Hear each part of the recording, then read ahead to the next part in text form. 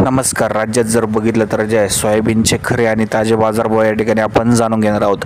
सर्वांनी व्हिडिओ शेवटपर्यंत बघा. अत्यंत महत्त्वाचा हा व्हिडिओ ठरणार आहे. एकंदरीत बघितलं तर जे आहे आज जर बघितलं तर जे आहे सोयाबीनची आवक मापात आलेली आहे. बाजारभाव जर बघितलं तर जे आहे छत्रपती संभाजीनगरमध्ये कमीत कमी 3,850 तर जास्तीत जास्त 4,450 रुपये बाजारभाव या ठिकाणी गेलेला आहे.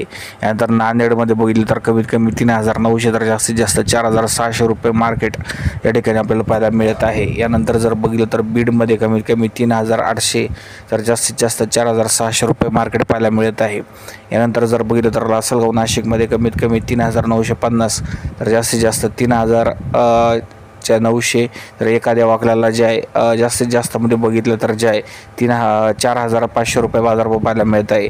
यानंतर जर बघितलं तर नागपूरमध्ये कमीत कमी 3,900 तर जास्तीत जास्त 4,600 रुपये बाजारभाव या ठिकाणी आहे.